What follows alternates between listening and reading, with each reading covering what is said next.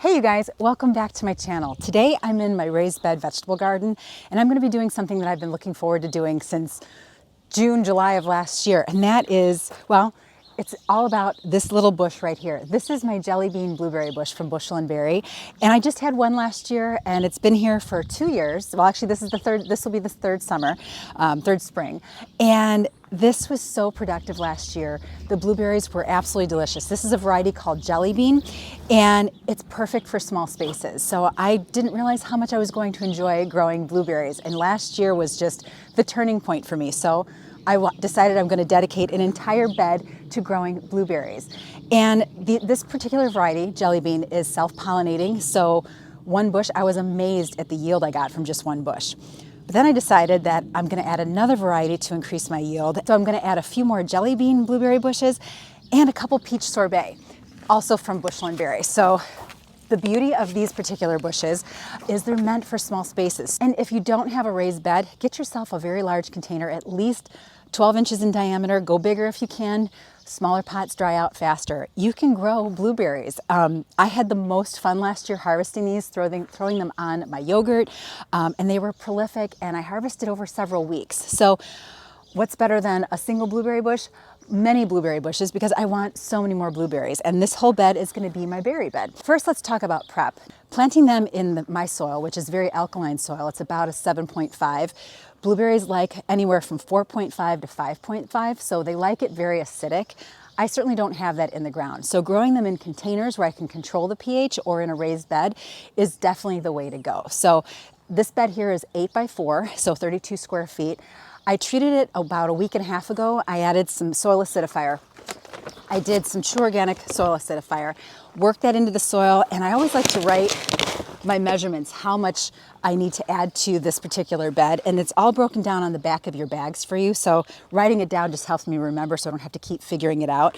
So for a 32 square foot bed, which is what this is, it's for every square foot, it's 3.5 tablespoons. So I broke that down and it comes out to about 112 tablespoons, which is about 7 cups. So I worked in 7 cups of the true organic soil acidifier about a week and a half ago, and it worked it in pretty deep, about 3 to 6 inches down. And then I'm going to come in today and add in some berry fertilizer. And for 32 square feet for the berry fertilizer is about 6 cups of this stuff. So I'm going to work that in a moment. But first, let me tell you a little bit about the plants. My growing zone is, I grow in a cold climate, so I'm in the southwest suburbs of Chicago, and my growing zone was recently upgraded from 5B to 6A. I still consider myself a 5B, but these are perfect for my growing conditions because jelly bean is hardy to zone 4, I believe. Yep, zones 4 to 8, and peach sorbet is hardy in zones 5 to 8. And the beauty of these little guys is they only get to be about 1.5 feet to 2 feet tall and wide. So you can grow them in a container or a raised bed. And I'm going to be planting mine about 2 feet apart. And I mentioned earlier in the video that they're self-pollinating. But when you add 2 different varieties together, they pollinate each other and everybody's happy, and then everybody's like, oh, let's produce more fruit. So that's exactly what they do when you have multiple varieties. And like I mentioned, you can just have one berry bush like I did last year and have a wonderful harvest. But I want more. So we're going to plant 2 different varieties. And the other thing to consider if you're going to plant blueberries is your growing zone, your climate, because blueberries require something called chill hours. So, and that simply breaks down to the number of hours spent below 45 degrees Fahrenheit in the dormant season. So for jelly bean requires 1,000 chill hours. So that's perfect for my cold climate garden. Peach sorbet, on the other hand, requires 300 chill hours. So this might be something a little more conducive to warmer climates. For southern gardeners, you want to be looking for rabbit eye varieties that are much more heat tolerant and meant for those hotter climates. But I'll have links in the description to help you figure out your number of chill hours based on where you are in the country and what blueberry bushes would be conducive to your climate. I'm going to be placing my blueberry bushes about 2 feet, and I'm also going to be companion planting them with 2 different varieties of strawberries. They're everbearing. This one is called Gasana, and this one is called Delizz. Look at the fruit on it already.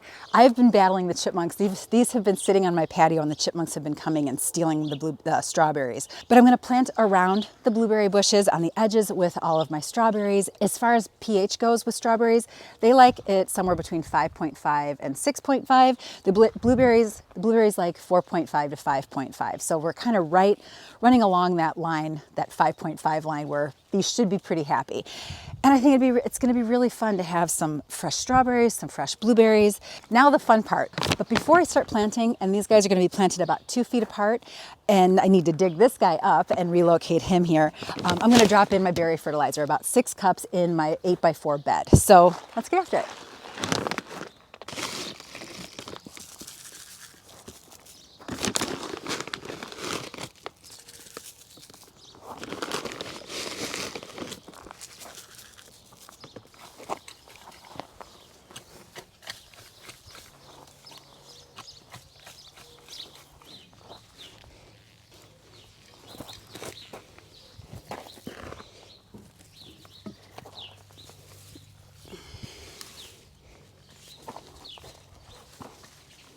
We've got everybody spaced about 2 feet apart, and now we're ready to plant.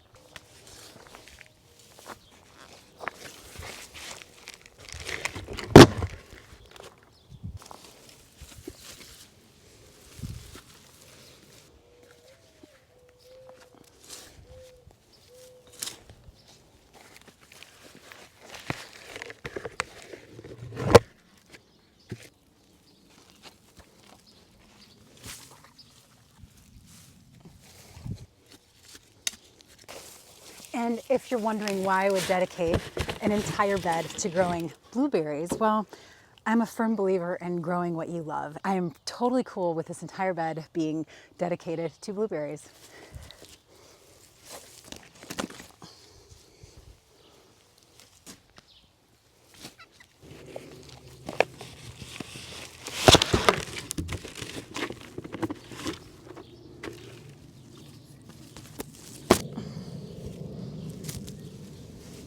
And lastly, the OG that triggered my blueberry obsession.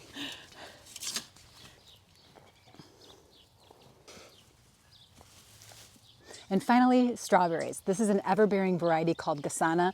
They were sent to me courtesy of Great Garden Plants, and I'm going to plant them along this edge about 1 foot apart. And any runners that they might develop, I'm going to remove those, as well as flowers, as hard as that is to do. Look at that cute little flower on there. So I'm going to remove those flowers because I want the plant to focus on developing healthy crowns, because the more crowns you have, the more berries you will have. So everbearing strawberries are different from June-bearing strawberries, because the June-bearing strawberry plants set all their fruit in June, July, one fruit set. And that's great for people who want to do some canning, maybe make jams. You get all your fruit at one time. Whereas the everbearing varieties produce over a longer period of time. So they might produce one crop in June and then again toward late summer, early fall. So, and you'll have smaller berries. The June-bearing berries are much bigger berries. So I am going to be removing flowers on these guys and taking off any runners that might develop, because I really want them to focus on developing good root systems and healthy crowns. And I'll be doing that for the first several weeks, and then I'll let them go for it and hopefully get a few berries this summer.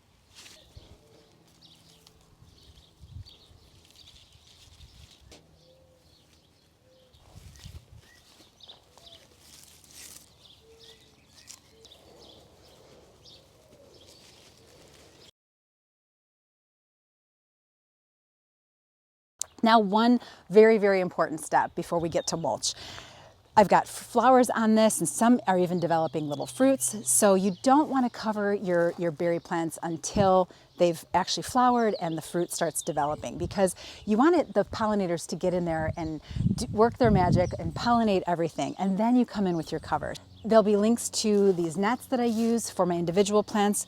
Now that I've got an entire bed dedicated to berries, I'm going to have to cover this whole bed with some netting, which I will do later because things are still flowering here. So, but for individual plants, like if you just have containers, these are great nets. They're linked in my Amazon store below. Now for mulch. Mulch is really important for a number of reasons.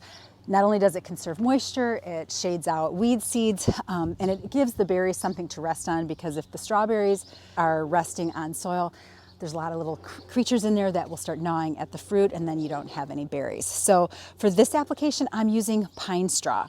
And contrary to popular belief, the pine straw, yes, it's acidic when it's fresh, so when it's green, but as it decomposes, it loses its acidity, and it's not really gonna create any appreciable acidity or add any appreciable acidity to the soil. It just decomposes and adds more organic matter.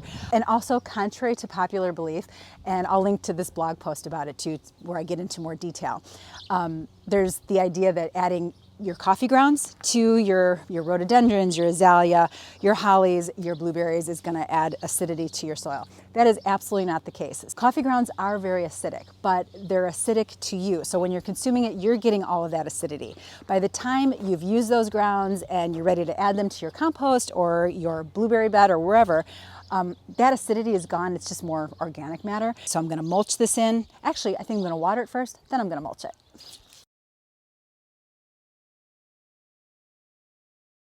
So just in case I didn't mention earlier in the video why it's better to plant in raised beds and containers, it's because it's easier to control the pH in those containers as opposed to if you were to plant acid-loving plants in alkaline soil in the landscape. So that's why this is a much better option, and I'm really looking forward to blueberries and strawberries on my yogurt. All right guys, catch you in the next one. Thanks for watching.